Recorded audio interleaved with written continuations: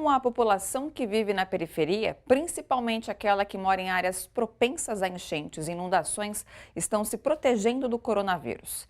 Na reportagem de Daiane Ponte, moradores de um bairro periférico de São Paulo se desdobram para sobreviver ao descaso do poder público. Acompanhe. A Vila Alabama, na zona leste de São Paulo, possui um histórico de enchentes. As fortes chuvas do início de fevereiro e do último dia 16 de março marcaram o bairro com enchentes e muito lixo que se acumula até agora. A água ultrapassou 1 metro de altura e uma morte foi registrada devido ao alagamento. Dessa vez a enchente foi muito maior.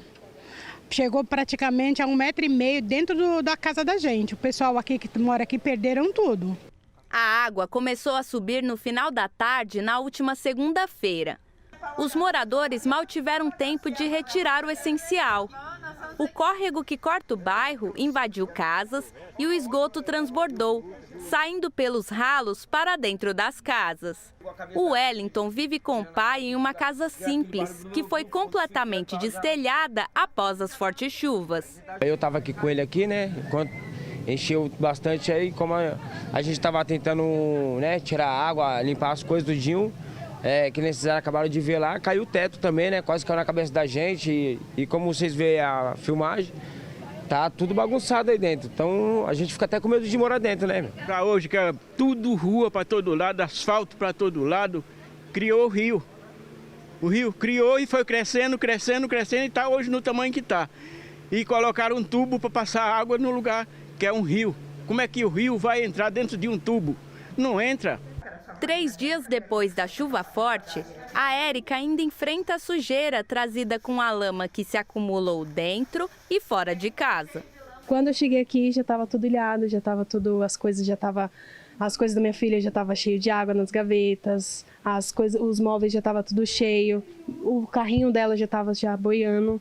Sempre que surge uma ameaça de chuva forte, os moradores da Vila Alabama ficam de olho no céu, já esperando pelo pior. Agora, além dos cuidados básicos para evitar as doenças que vêm com as enchentes, esses moradores ficam ainda mais vulneráveis com a chegada do novo coronavírus. Na época de coronavírus, o pessoal andando dentro d'água a 1,5 metro, como é que a gente fica? A gente tenta tomar o máximo de cuidado, mas não tem como, porque o pessoal começa a andar para lá e para cá, e aqui é um fluxo de gente. Tem gente passando para lá e para cá direto, então não tem como.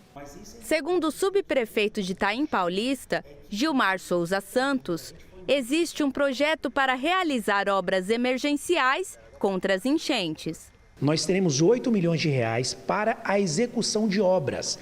O que está no bojo deste pré-projeto agora? A contenção das margens, mas vai ser fundamental o trabalho com a subprefeitura de São Miguel, porque não é só o lado do Itaim Paulista que requer uma intervenção. A Vila Alabama, como um todo, tem muitos idosos e a preocupação deles é que o acúmulo de água e lixo possa prejudicar a situação, já que a cidade de São Paulo já apresenta muitos casos do novo coronavírus.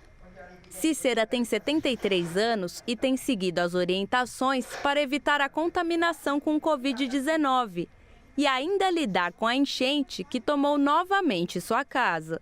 Entrava pelo banheiro e espalhou na casa todinha, 5 cômodos dessa casa.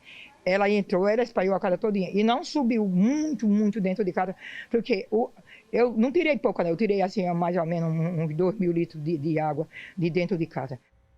As obras na Vila Alabama devem ser iniciadas no início de abril, de acordo com o subprefeito de Itaim Paulista, Gilmar Souza Santos, mostrado agora na reportagem. E o seu jornal continuará acompanhando a situação do bairro.